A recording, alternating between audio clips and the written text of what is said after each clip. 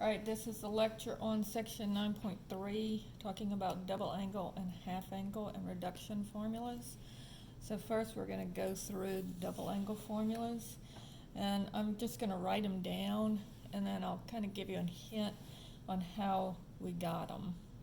So the first one is the sine of 2 theta. So this is the sine of 2 theta is equal to 2 times the sine of theta times the cosine of theta. And it just comes from the sine of theta plus theta. So if you just take the sine addition formula and you plug in theta and theta for A and B, this is what you'll get. And then we have cosine of 2 theta. Now we have 3 options for the cosine of 2 theta. It's either equal to the cosine squared of theta minus the sine squared of theta, or it's equal to 1 minus 2 sine squared of theta, or it's equal to 2 cosine squared of theta minus 1. And you're going to have to choose which of those 3 that you're going to use. Now again, this comes directly from cosine of theta plus theta, and if you do that, then you'll get cosine squared of theta minus sine squared of theta. And then remember, cosine squared of theta is equal to 1 minus sine squared of theta. So you can, from here, you can get this. And also remember that sine squared of theta is equal to 1 minus cosine squared of theta. So if we plug 1 minus cosine squared of theta in for sine squared of theta, then you'll get this form of the equation. So we'll see later on how to decide which you're going to use. And then the last one is the tangent of 2 theta. And this is equal to 2 times the tangent of theta over 1 minus tangent squared of theta. And again, you just get this from going the tangent of theta plus theta. And so those are the double angle formulas. Now, let's look and see how we're going to use these formulas. So if I have the tangent of theta is equal to negative 3/4, and I want to know, and I know that theta is in quadrant 2. And I want to know what is the sine of 2 theta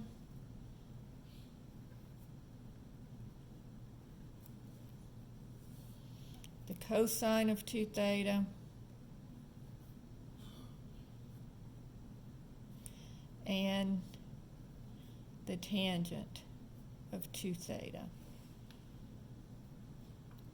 All right, so now theta is in quadrant 2. So I'm going to draw it in quadrant 2. I know that the tangent of theta is opposite over adjacent. So that tells me my opposite is going to be negative 3 or 3. And my adjacent is going to be 4 or negative 4. Now this is the first time we're having to look and see where to put the negative. Because remember, negative 3 over 4 is the same as 3 over negative 4. They both just mean that the whole fraction is negative. It doesn't matter where you put the negative, whether it's in the numerator or in the denominator or out in front, it just means the whole fraction is negative. So in this case, we have to choose which one to put it in. Now, looking at this one, my opposite, notice, is positive. And my adjacent, because I'm in quadrant 2, my adjacent is going to be negative. So I'm going to make my 3 positive and my 4 negative. So this would be negative 4, and this would be 3. Now, this is a triangle that we've looked at a bunch. I know that my hypotenuse, using the Pythagorean theorem, my hypotenuse is going to be 5.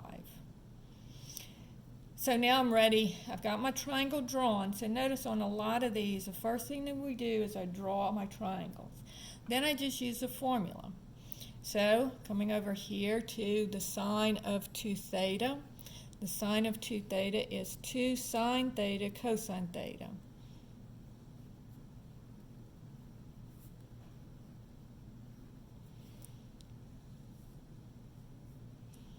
And so looking at my triangle, the sine of theta, here's my reference angle for theta.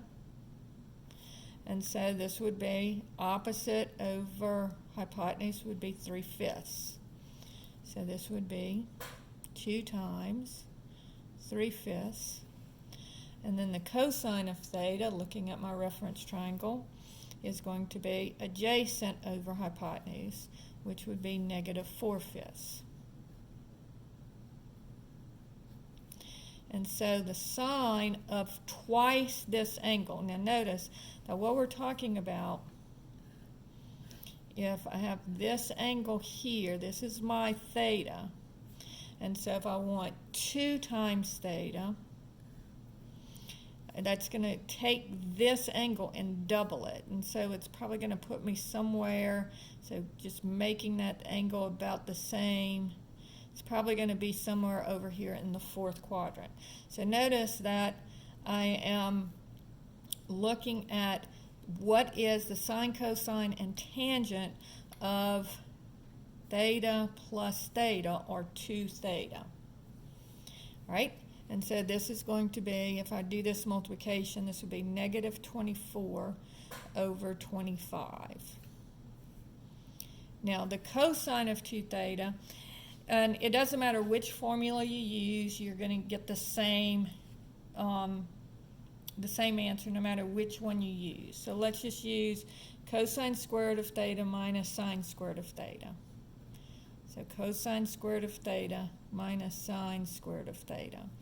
And so the cosine of theta, we've already seen that this is negative 4/5 squared, minus the sine squared of theta would be 3/5 squared. So this gives me 16 over 25 minus 9 over 25. And so if I subtract that, I get 7 over 25. And so that's the cosine of this double angle. And then finally, the tangent of 2 theta is going to be, and looking at my formula, I have 2 times the tangent of theta over 1 minus tangent squared of theta. Now notice that I can either go back to the original problem, my tangent is 3 over negative 4, or I can look at it as opposite over adjacent, which again is going to be 3 over negative 4. So this is going to be 2 times negative 3/4 over 1 minus negative 3/4 squared. Now notice when you have to be very careful with your negative signs, because when we're squaring a negative, it's positive. So this is going to be negative 6/4 over 1 minus, and negative 3 times negative 3 is positive 9 over 16. So then making my denominators the same, this is over 1, so I'm going to multiply numerator and denominator by 16. And so I will get negative 6/4 over, and this would be 16 minus 9, 7/16. Then I'm going to keep change flip.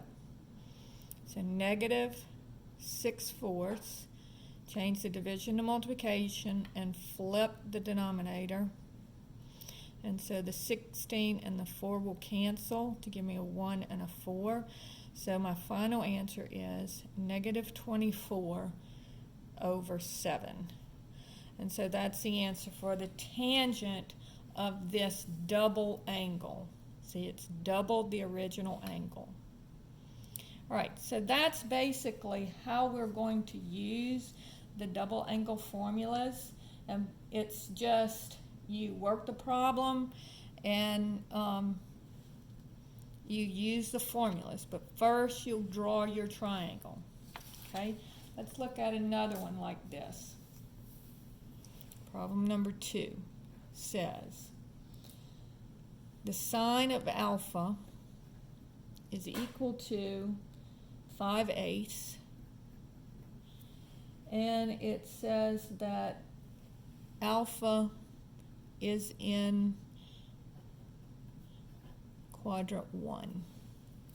All right, so first we're going to draw our triangle.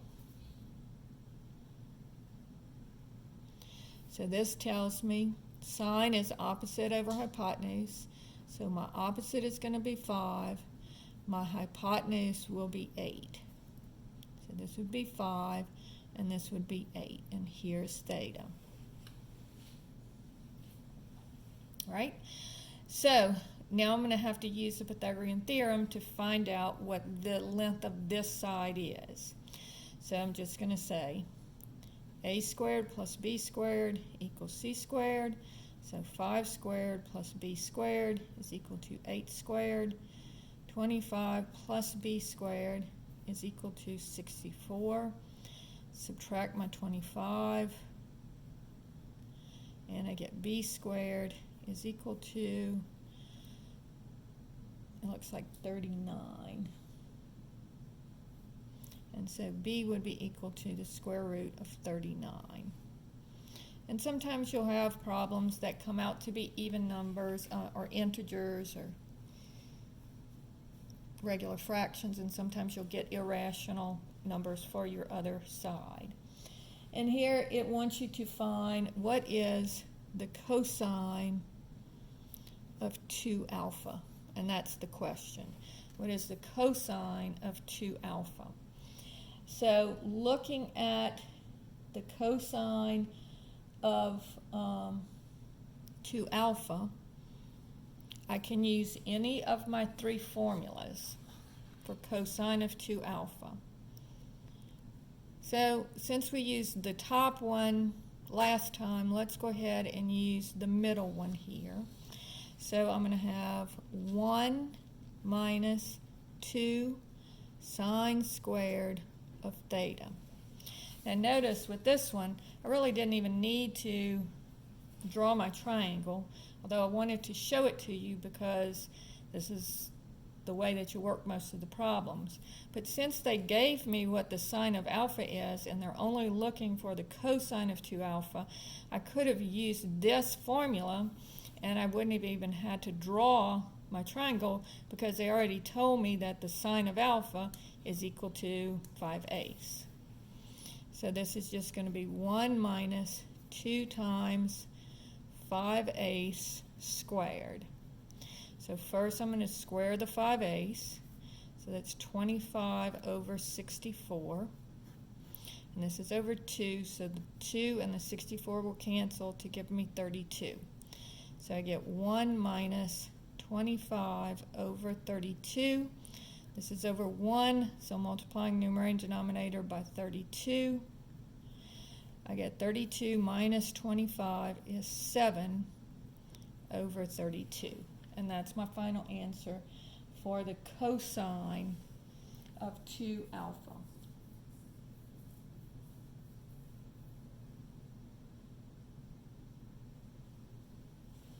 Now, the last part in this section of the tape is going to be, it says, use the double angle formulas for cosine to write cosine of 6x in terms of cosine of 3x.